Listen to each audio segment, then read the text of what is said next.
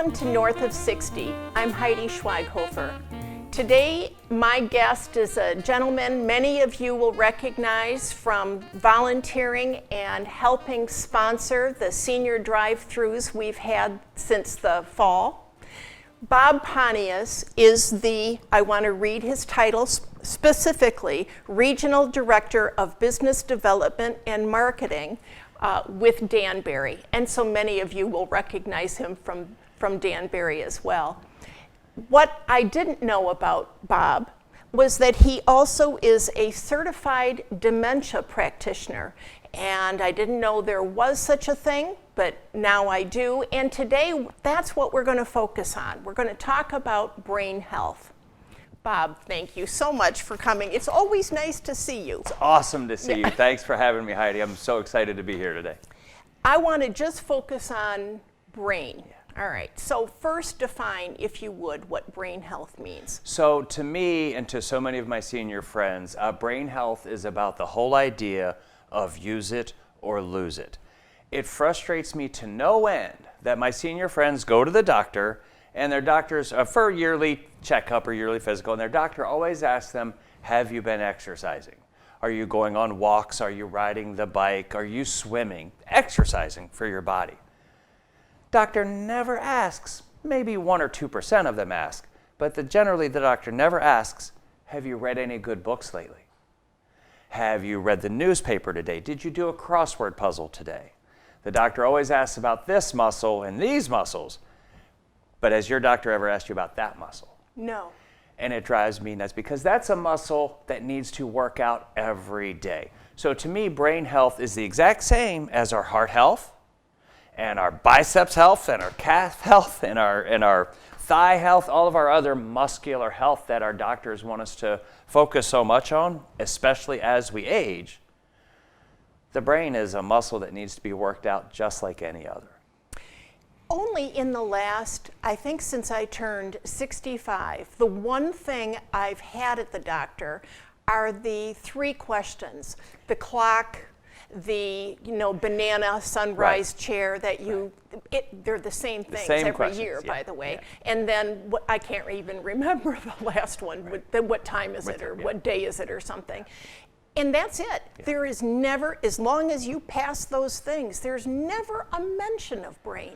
Right, and that's a general, very general, standard across the board, kind of an age test, if you will, a milestone kind of an exam.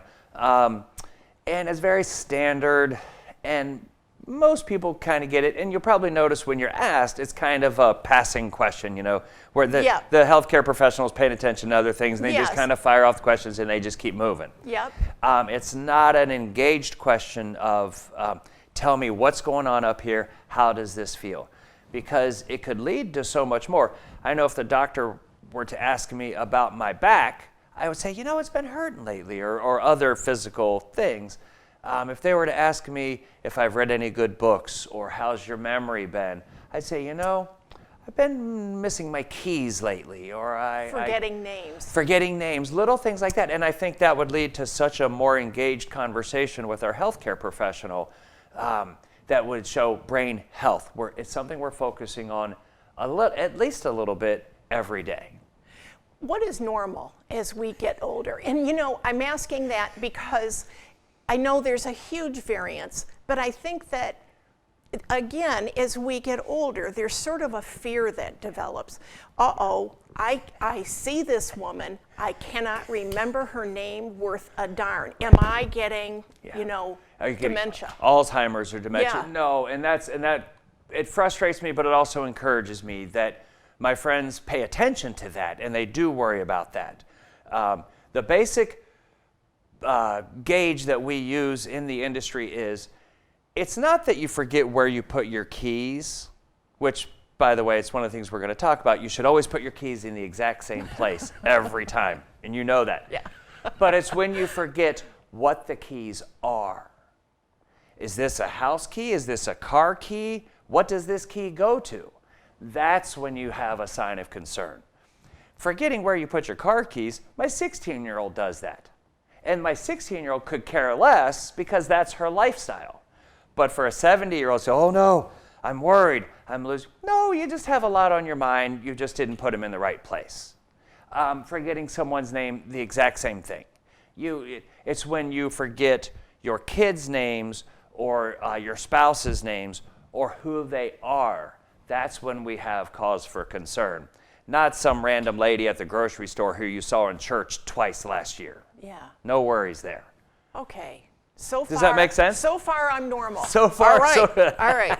Now, let's talk about the actual brain itself. Are there physical changes that Absolutely. occur in the brain as we get older? Just like everything else with our body, our arches flatten because we walk on our feet for 50, 60, 70 years. Our arches flatten.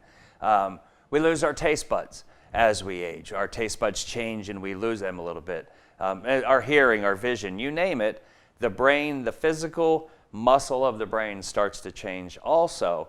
And it's different for everybody. Medications can affect that. Diet especially affects that. You hear so much about the Mediterranean diet and the fish diet and all of these things. They're actually pretty important. Like I said, it's a muscle. You can't fuel any of your muscles with Doritos and diet pop. You're not fueling your brain either. But with proteins and water and healthy things like that, you're absolutely feeding your brain. So your brain does absolutely change for a myriad of reasons. Does it shrink? Does it go? It can. It certainly can. It doesn't get bigger, that's for sure. And it's how the blood flows and how things stay working. And that's why science shows and research shows that the more we exercise it, just like any other muscle, the more blood goes through it. And the more blood goes through it, the more oxygen goes through it. Therefore, the healthier it's being. Yeah. Are there any positive changes in our brain, or I guess in our brain, Yeah. as we get older?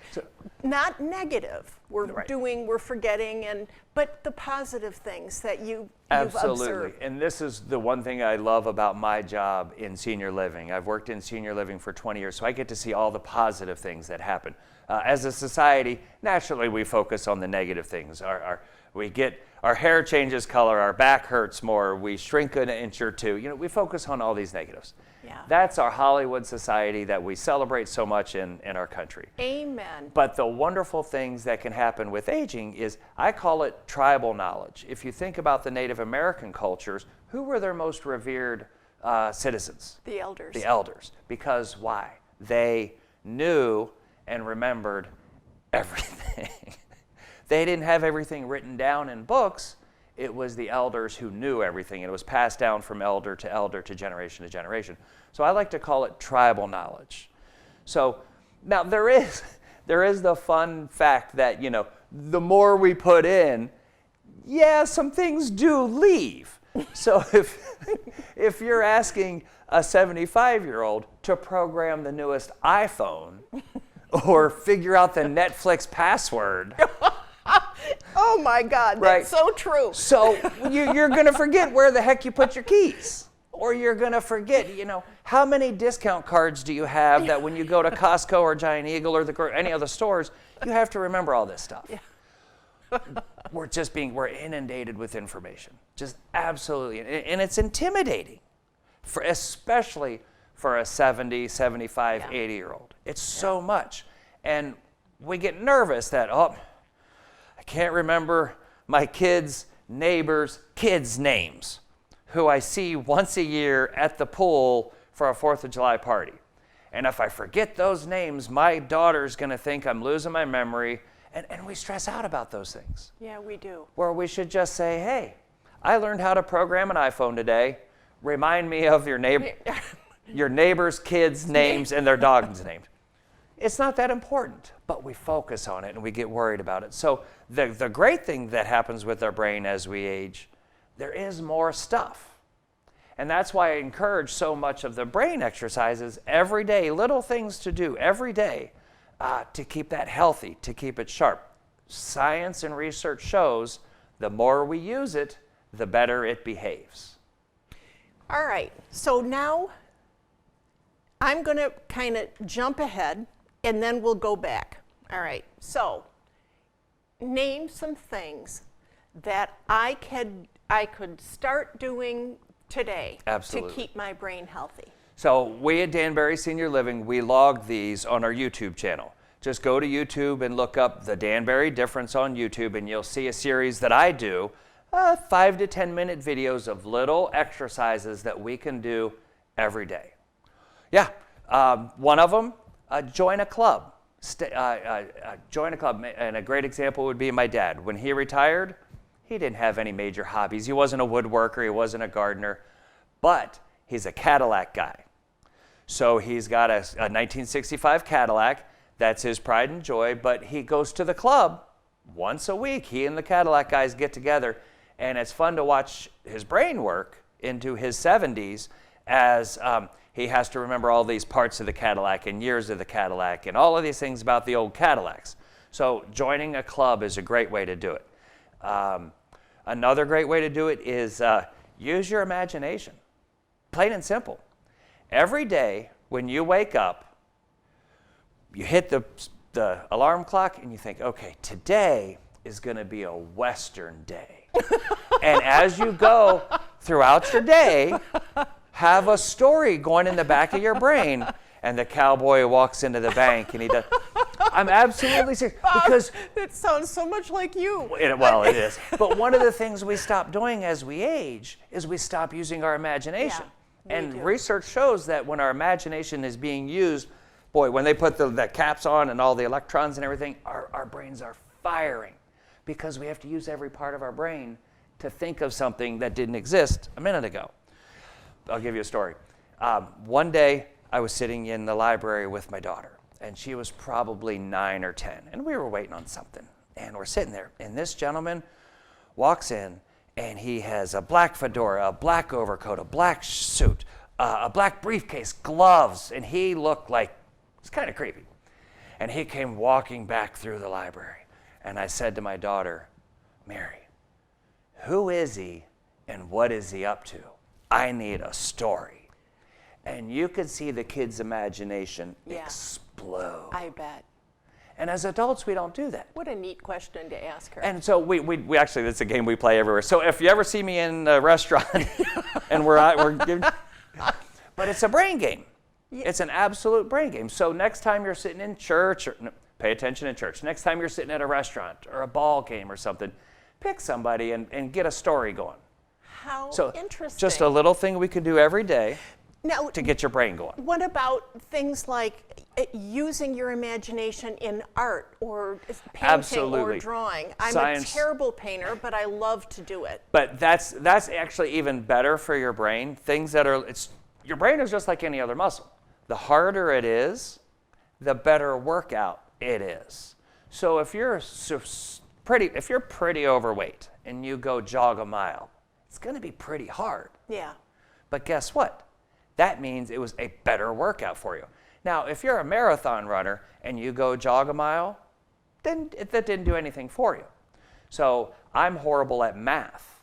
So I try to do math brain games about once a week. Now, it hurts, and it's not fun. I don't like it one bit. Well, that's But interesting. it's a better workout because more parts of your brain have to work. And especially for art, your left brain and your right brain have to work in unison together. All right, now let's go to things that I remember before she died in her 90s. My mother did crossword puzzles, word searches, and I can't pronounce it, Sudoku. Sudoku. Yep. Sudoku. Yep. Are those also? They're wonderful. They're absolutely wonderful. Because you always hear about those Now, in association with. So here's the thing. Those are daily exercises we absolutely should do. Okay. My encouragement is, though, again, if you're a runner and you run 1 mile every day for a year, you're absolutely getting benefits from it. You're doing a good thing for your body. Are you doing the best thing for your body? Could you do more? Yes. So your body's going to get used to it. Right. And it's going to say, oh, whoop-de-doo, we're running another mile. So if you just do the crossword puzzle every day for 365 days in a year, your brain's going to kind of be, for the first couple of weeks, it's great. You're getting something. But after that, same thing. You're not really pushing it. So I would really encourage people that, yes, keep doing them, but do a little more. Right. Yeah. And the caveat here is daily brain exercises aren't going to keep Alzheimer's or dementia away if we're prone to those diseases. And the example I give is something like a cancer. If I'm prone for cancer, if it's in my genes, in my makeup somehow, and I'm going to get cancer, it's coming. It's a nasty disease, and it's coming. Now, great, the cures are there and everything. But if I'm 100 pounds overweight, and I eat Cheetos and tacos and burgers and soft drinks all day long, my physical response isn't going to be very good. If that disease is just going to take me and consume me, right? But if I'm in great shape and I exercise every day and I lift weights and I jog and I ride my bike and everything. And you eat well. And I eat well, when I go for my treatments, I'll be ready. Yeah. I'll be at this end of the spectrum and I'll get over it so much better. And it's kind of the same with our brains. Someone who has absolutely poor brain health, Alzheimer's and dementia can come pretty quickly and aggressively. But someone who is fighting every day and doing their crossword puzzles and Sudoku and word searches and more, if it does come for them, it's going to come. But research shows it will come later and it will be less intense. It won't set in until much later. And that's why you see 90-year-olds developing Alzheimer's or dementia. They've been fine because they're very active. They have healthy brains. With both my parents. Yep. See? In their late 90s, yeah, actually. See? So it can still come, but we are softening the blow so much more. Yeah. Let's talk about, good, we have time. I want to talk about the effect of, you've alluded to it, of specifically of diet, exercise. I want to talk about sleep. Yes. And I want to talk about alcohol. And I want to mention something. I had a doctor on here some time ago, a woman who is an elder, she's a physician, but she also focuses on elder nutrition. And she said the same thing about the Mediterranean diet, that if she could advise any diet that we have over the age of 60, it's the Mediterranean diet. Well, it's one of the reasons where at Danbury we focus on the dining experience. We don't want folks who live at Danbury's to sit in their apartments eating Doritos and Diet Pop all day long. We want them coming out for a full balanced meal because of A, the physical effects, and B, the mental health of it. We truly are what we eat, Heidi. There's no question about it. I've known so many seniors in my life where a 90-year-old who eats very healthy, drinks 8 glasses of water a day, hasn't touched alcohol in her life, still driving, still maybe leading a volunteer group and volunteering in the community, and they're just go, go, go, go, go. But we also know a 60-year-old or a 65-year-old who's overweight, drinks excessive alcohol, maybe smokes, and just kind of living and looks 80. And looks and acts 80. And you see the physical and the mental effects very much. And it's very frustrating to see that when we know these days what we need to do. And again, it's not something that we just do today, and then when we're 80, it's better. It's just little things we need to do every day. We need to choose, instead of the candy bar, we need to choose a little trail mix. Instead of the cold beer, choose a glass of water or an herbal tea or something like that. It's just all the little choices that we make that add up. And instead of Judge Judy or The Price is Right, maybe a crossword puzzle. Or a book. Or a book, yeah, exactly. What about sleep? And how does it, I've heard this again and again, that there is a tie-in with lack of sleep and dementia. One of my favorite guests you've had on this show is Dr. Saltis. Oh, I love him. Yeah, he's great. So My answer to that question is to have all of your viewers go back on the webpage and find the episode with Dr. Saltis and watch that, and watch it twice. It's so important. He talks so much about the importance of sleep in our mental health. He's such a pro and a wonderful man. We need 6 to 8 hours of actual sleep, not sleep in our beds, and we need to. And it's so hard these days, especially for my retired friends, to turn off the TV in the bedroom, to put down the iPad or the device, and shut down an hour before we go to bed.